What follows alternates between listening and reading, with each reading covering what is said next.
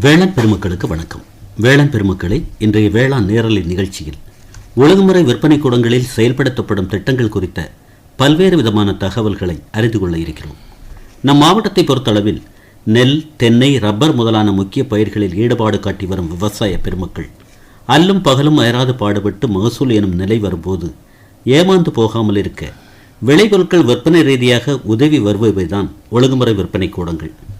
இத்தகைய விற்பனை கூடங்கள் பல பயிர்களிலும் ஈடுபாடு காட்டி வரும் விவசாயிகளுக்கு எந்தெந்த விதங்களில் உதவி வருகிறது என்பது குறித்து நம்மிடையே நேரலை வாயிலாக கருத்துக்களை எடுத்துரைப்பதற்காக நமது நிலையத்தில் எனக்கு முன்பாக ஆர்வமுடன் காத்துக் கொண்டிருக்கிறார் திங்கள் சந்தை ஒழுங்குமுறை விற்பனை கூட கண்காணிப்பாளர் பி. சௌரிபாண்டியன் அவர்கள்.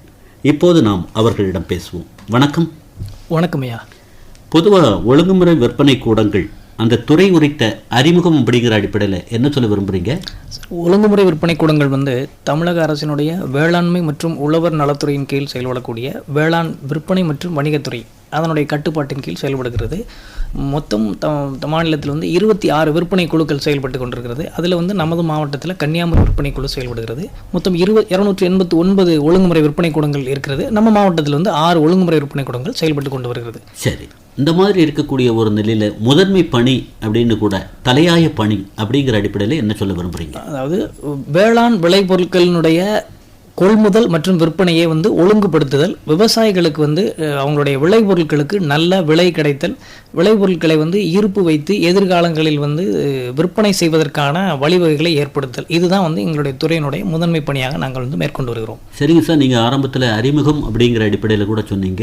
தமிழ்நாடு அளவில் நூற்றுக்கணக்கான அலுவலகங்கள் இருந்தாலும் கூட குமரி மாவட்டத்தில் 6 ஒழுங்குமுறை விற்பனை கூடங்கள் இருக்குதுங்கிறீங்க. எந்தெந்த இடத்துல எல்லா விவசாயிகளும் பலன் பெறுகிறது மாதிரி அமைப்பு ரீதியாக இருக்குதா? இப்படி? ஆமாம், அமைப்பு ரீதியாக இருக்குது. நம்மகிட்ட குமரி மாவட்டத்தில் 6 ஒழுங்குமுறை விற்பனை கூடங்கள் இருக்குது. எங்கன்னா வடசேரி, திங்கள் சந்தை, குலசேகரம், மார்த்தாண்டம், களியக்காவிளை, ஈத்தாமொழி இங்கே இருக்கிறது. சரிங்க சார். சரி, செயல்படுத்தக்கூடிய திட்டங்கள் அப்படிங்கிறத விட கட்டமைப்பு வசதிகள் அப்படிங்கிறது விவசாயிகளுக்கு ஏற்ற வகையில் அமைஞ்சிருக்கா? அப்படி? கண்டிப்பாக விவசாயிகளுக்கு ஏற்ற வகையில் அமைந்துள்ளது. எங்கள்கிட்ட என்ன உள்ள கட்டமைப்பு வசதிகளை பற்றி ஒரு சில விவரங்களை நான் சொல்ல விருப்பப்படுறேன். அதாவது எங்களுடைய எல்லா 6 ஒழுங்குமுறை விற்பனை கூடங்கள் சார்பாகவும் மொத்தம் 5500 மெட்ரிக் டன் கிட்டங்கி அளவுல சேமிப்பு கிட்டங்கிகள் இருக்கிறது. அந்த வேளாண் விளைபொருள் வணிகத்தை நடத்துவதற்கான அந்த டிரான்சாக்ஷன் பரிவர்த்தனை கூடம் அப்படின்னு சொல்லுவாங்க. அது ஒரு 7200 சதுர மீட்டர் பரப்பளவான பரிவர்த்தனை கூடங்கள் இருக்கிறது. இது ஒட்டுமொத்தமா குமரி மாவட்ட விற்பனை கூடங்களிலும் சேர்த்து. சரிங்க சார். அதுபோக உலர்களங்கள் ஒரு 7 எண்ணிக்கையில் உலர்களங்கள் இருக்கிறது. அதுபோக திங்கள் சந்தை ஒழுங்குமுறை விற்பனை கூடத்தில் ஒரு 25 மெட்ரிக் டன் கொள்ளளவு உள்ள குளிர்பதன கிட்டங்கி இருக்கிறது. இது போக தோவாளையில் ஒரு மொத்த மலர் வணிக வளாகம் இருக்கிறது. செண்பகராமன் புதூர்ல ஒரு தேங்காய் மதிப்பு கூட்டல் மையம் இருக்கிறது. நடைமுறைக்கு வந்துடுச்சு. நடைமுறை இது எல்லாமே நடைமுறையில் உள்ள பயன்பாட்டில் உள்ள திட்டங்கள், பயன்பாட்டில் உள்ள கட்டமைப்பு வசதிகள் இருக்கிறது. அப்புறம் ஊரகோணத்தில் நறுமண பொருட்கள் மதிப்பு கூட்டல் மையம் செயல்பட்டு வருகிறது. வாசனை திரவிய பயிர்களுக்கான சரி சார். இந்த மாதிரியான வாய்ப்பு வசதிகள் இருக்குது அப்படிங்கிறது விவசாயிகள்கிட்ட ஒரு எழுச்சியை ஏற்படுத்துகிற மாதிரி அந்த அறுவடை கால நேரங்களில் தான் விழிப்பு அப்படிங்கிற தன்மையா அல்லது பயிரத்தலின் போது கூட பயிற்சி கொடுத்தல் அவங்கள இந்த பக்கமாக ஈர்க்கிற மாதிரியான செய்கைகள் இருக்குது? அப்படி அது எல்லா நேரங்களிலுமே செய்துட்டு வரோம். அதாவது அறுவடை துவங்கியதிலிருந்து இது ஒரு காலமுறை அடிப்படையில் ரெகுலராக இதை அவங்கள்ட்ட விழிப்புணர்வு சொல்லிட்டு தான் வர்றோம். மாதாந்திர வாராந்திர அடிப்படையில் கூட்டங்கள் நடத்துறது, அங்கங்கே சகோதர துறை சார்ந்த கூட்டங்களில் கலந்து கொண்டு எங்கள் துறை சார்ந்த திட்டங்களை சொல்கிறது, மாவட்ட அளவிலான திட்டங்களை நடப்புறது, இந்த மாதிரி வானொலி தொலைக்காட்சி இந்த மாதிரி சிறப்பு நிகழ்ச்சிகளின் மூலமாகவும் திட்டங்களை சொல்றது, இந்த மாதிரி ஆண்டு முழுவதும் தொடர்ந்த மக்களுக்கு துறை குறித்த விழிப்புணர்வு ஏற்படுத்தி தான் வரோம் துறை சார்பாக. சரிங்க சார். எங்க துறையை பொறுத்தளவில் என்னென்ன மாதிரியான திட்டங்கள் இருக்குது? அந்த திட்டங்கள் விவசாயிகளுக்கு கிடைத்த ஒரு அரிய ஒரு வாய்ப்பு அப்படிங்கிற மாதிரி என்ன திட்டங்களை சொல்றீங்க? அதுல முதன்மையாக பொருளீட்டு கடன் திட்டம், அப்புறம் உழவர் நல நிதி திட்டம் அப்படின்னு ஒரு திட்டம் செயல்படுத்திட்டு இருக்கோம். அப்புறம் இப்போ மத்திய அரசினுடைய ஆதரவோடு செயல்படுத்தக்கூடிய மின்னணு வேளாண் வணிகம் அந்த திட்டம் வந்து ஈனாம் திட்டம் செயல்படுத்திட்டு வரோம். இது போக இப்போ புதிய சமீப காலங்களில் வந்து பண்ணை வாயில் விற்பனை, அதாவது விவசாயிகள் விளைபொருட்களை அவர்கள் வைத்துள்ள இருப்பிடத்துக்கே நம்ம நேரடியாக ஃபார்ம் கேட் ட்ரேட் அப்படின்னு சொல்லுவாங்க. அதை வந்து அவங்க விளைபொருட்களை எங்க வச்சிருக்கிறாங்களோ அந்த இடத்திலே போய் அந்த விளைபொருட்களை வந்து விற்பனை செய்வதற்கான வாய்ப்பு வசதிகளை ஏற்படுத்தக்கூடிய திட்டம் வந்து செயல்படுத்திட்டு இருக்கோம். சரிங்க சார். இப்போ பொருளீட்டு கடன் அப்படின்னு ஒரு அருமையான திட்டத்தை சொன்னீங்க. இந்த திட்டம் கொண்டு வர என்ன காரணம்? இதனால விவசாயிகளுக்கு ஏற்படக்கூடிய நன்மை என்ன? பொருளீட்டு கடன் திட்டம் கொண்டு வருவதற்கான காரணம் என்னன்னு கேட்டிங்கன்னா, அறுவடை காலங்களில் வந்து பொதுவாக அந்த விளைபொருளோட விலை வந்து சற்று குறைவாக இருக்கும். அது அறுவடைக்கு பின்னான காலங்களை வந்து நம்ம ஒப்பிட்டு பார்க்கையில் வந்து அறுவடை காலத்தில் வந்து விளைபொருளோட விலை கம்மியாக இருக்கும். அப்போ விளைபொருட்களை விவசாயிகளுக்கு கூடுதல் லாபம் கிடைப்பதற்கும் அந்த விளைபொருட்களை வந்து பாதுகாப்பான முறையில் வந்து எங்களுடைய பாதுகாப்பான முறையில் சேமித்து வைப்பதற்கும் அந்த இடைப்பட்ட காலத்தினுடைய, அதாவது அறுவடைக்கு பின்னான செலவுகள் மற்றும் எதிர்பாராத செலவுகளை வந்து எதிர்கொள்வதற்கான ஒரு கடனுதவி திட்டமாகவும் இந்த திட்டம் வந்து செயல்படுத்தப்படுகிறது. சரி, அந்த மாதிரி பொருளீட்டு கடன் பெற்றவங்களுக்கு உடனடியாக அந்த வட்டி அப்படிங்கிற அடிப்படையில் ஒரு தன்மை உண்டா அல்லது சில சலுகைகள் இருக்குங்கிறீங்களா? அதாவது வட்டி சலுகைகள் வந்து அதிகப்படியான சலுகைகள் இருக்கு. வட்டி அப்படின்றது வந்து ஒரு குறைந்தபட்ச அளவில், மிக குறைந்த அளவில் வேற எந்த ஒரு வங்கி அமைப்பு முறைகளாலும் கொடுக்க முடியாத அளவில் ஒரு குறைந்த அளவு விவசாயிகளுக்கு 5% வட்டியில் வந்து நாங்கள் கடன் கொடுத்துட்டு இருக்கோம். அதிகபட்சம் 5 லட்சம் ரூபாய் வரைக்கும் கொடுத்துட்டு இருக்கோம். முதல் 15 நாட்களுக்கு வட்டி கிடையாது அப்படிங்கிற மாதிரி ஒரு பேச்சு இருக்கு. ஆமாம், பொருளீட்டு கடன் பெற்ற முதல் 15 நாட்களுக்கு என்னைக்கு வந்து அவங்களுடைய வங்கி கணக்கில் வந்து அந்த கடன் தொகை வரவு வைக்கப்படுகிறதோ அன்றிலிருந்து முதல் 15 நாட்களுக்கு அவங்களுக்கு வந்து வட்டி வசூலிக்கப்படுவதில்லை. மீதமுள்ள 165 நாட்களுக்கு 6 மாதம் வரைக்கும் தான் அதில் இந்த திட்டத்தின் கீழ் வந்து அவங்க இருப்பு வைக்க முடியும். 6 மாதம் கழித்து அசலை மேலே செலுத்த வேண்டும். அந்த மாதிரி முதல் 15 நாட்களுக்கு வட்டி வந்து தள்ளுபடி செய்யப்படுகிறது. சரிங்க சார், நீங்கள் இப்போ பேசும்போது கூட அளவீடு அப்படிங்கிற அடிப்படையில் ஒரு காலத்தில் பார்த்தோம் அப்படின்னா, இப்போ சமீபத்தில் ஒரு 3 மாதங்களுக்கு முன்னால் கூட 3 லட்சம் தான் உச்ச வரம்பு அப்படிங்கிற நிலையில் சார் இப்போ பேசும்போது 5 லட்சம் அப்படிங்கிறீங்களே, இது விவசாயிகள் மத்தியில் பிரபலமாயிடுச்சா? அப்படி இப்போ பிரபலமாயிடுச்சு. அது அதன் அடிப்படையில் இப்போ வந்து கடன்கள்லாம் கொடுத்துட்டு வரோம்.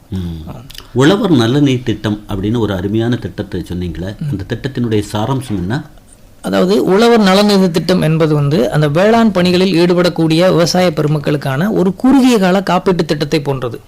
இதற்கு வந்து இது எப்படின்னா ஓராண்டுக்கானது. அதாவது விவசாயிகள் இதுக்கு தங்களுடைய விளைபொருட்களை ஒழுங்குமுறை விற்பனை கூடங்களில் வந்து விற்பனை செய்திருக்க வேண்டும். அது குறைந்தபட்சம் 1 மெட்ரிக் டன் அளவு, அதாவது 10 குவிண்டால் அளவுக்கான பொருட்களை வந்து ஒழுங்குமுறை விற்பனை கூடமாக விற்பனை செய்தாலோ அல்லது ஒருமுறை விற்பனை கூட கிட்டங்குகளில் வந்து இருப்பு வைத்து பயன்படுத்தி அதற்கு பின் விற்பனை செய்தாலோ அந்த மாதிரி விவசாயிகளை வந்து இந்த திட்டத்தில் வந்து நாங்களே வந்து தன்னால் உறுப்பினர்களாக சேர்க்கிறோம். இதுக்கு வந்து எந்தவித பிரீமியம் அவங்க சார்பாக வந்து காப்பீட்டுக்கான அந்த தொகை வந்து செலுத்த வேண்டியது கிடையாது.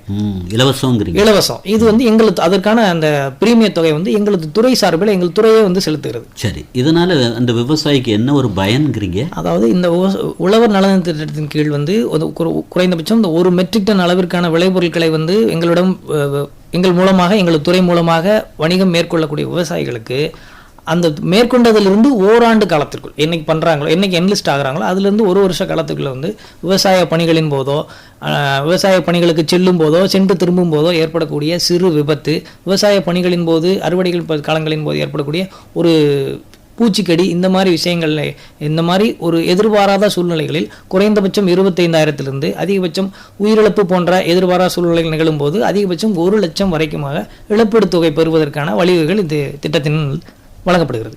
இந்த திட்டத்துக்கு ஆதரவு அல்லது அனுபவபூர்வமாக கூட சிலர் அனுபவிச்சிருக்கிறாங்க சார், சில இந்த மாதிரியான இதுகளை அப்படின்னு உங்களால் சொல்ல முடியுமா? இருக்காங்க, நிறைய பேர் விவசாயிகள் நிறைய பேர் இருக்காங்க, அனுபவிச்சிருக்காங்க. சரிங்க சார், விலை ஆதார திட்டம் அப்படின்னு ஒரு திட்டத்தை சொன்னீங்களே, அப்படின்னா? அதாவது விலை ஆதார திட்டம் வந்து மத்திய அரசால் செயல்படுத்தப்படக்கூடிய திட்டம்.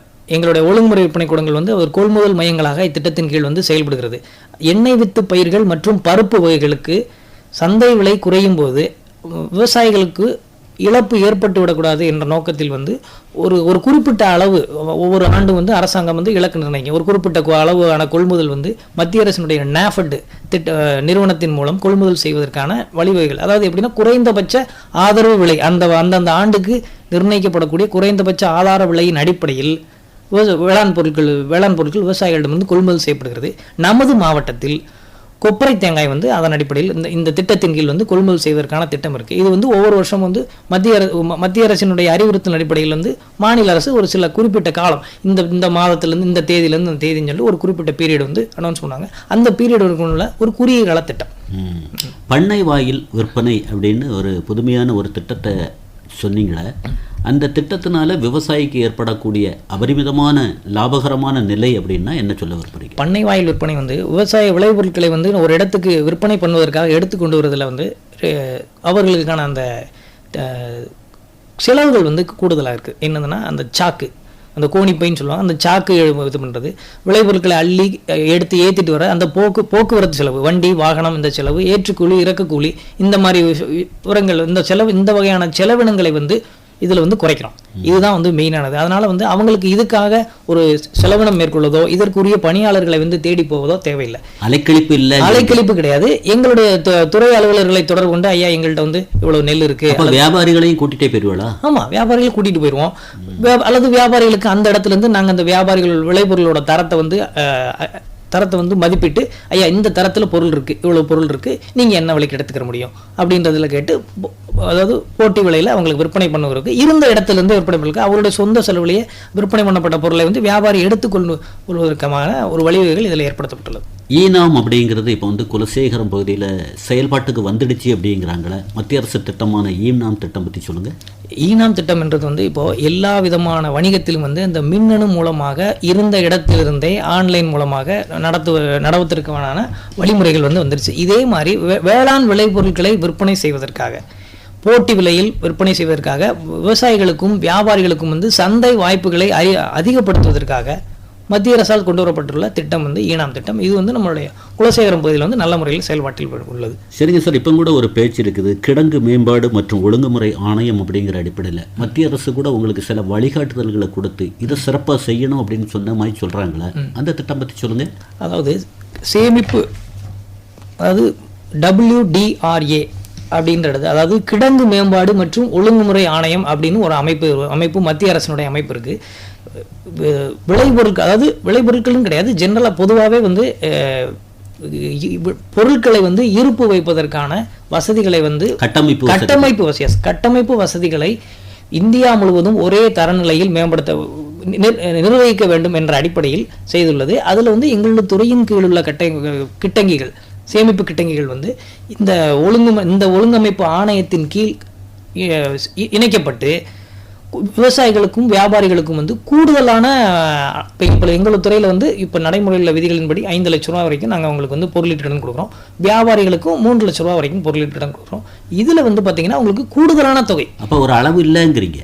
ஆமாம், அளவு வந்து எவ்வளோ நாளும் விளைபொருளுக்கு வந்து விற்கிறதுக்கு அது வரையறை கிடையாது. சரிங்க சார், இப்போ நமக்கு நேரம் அப்படிங்கிறது ஒரு அட்டவணைக்கு உட்பட்டதுனால இதுவரை ஒழுங்குமுறை விற்பனை கூடங்களில் செயல்படுத்தப்படும் திட்டங்கள் குறித்து விலாவாரியாக தெளிவாக பல்வேறு விதமான கருத்துக்களை எடுத்துச் சொல்லி விவசாயிகள் விளைபொருட்கள் விற்பனைக்காக ஒழுங்குமுறை விற்பனை கூடங்களை அணுகிற மாதிரி கருத்துக்களை அழுத்தமாக பதிவு செய்திருக்கீங்க. உங்களுக்கு குமரி பண்பலை சார்பாக மனமார்ந்த நன்றி. வணக்கம், நன்றி. எங்களுக்கும் வந்து எங்கள் துறை சார்பாக திட்டங்களை எடுத்துச் சொல்வதற்கு வாய்ப்பு கொடுத்த குமரி பண்பலைக்கும் நன்றியை தெரிவித்துக் கொள்கிறோம். இதுவரை ஒழுங்குமுறை விற்பனை கூடங்களில் செயல்படுத்தப்படும் திட்டங்கள் வேளாண் நேரலை கேட்டீர்கள்.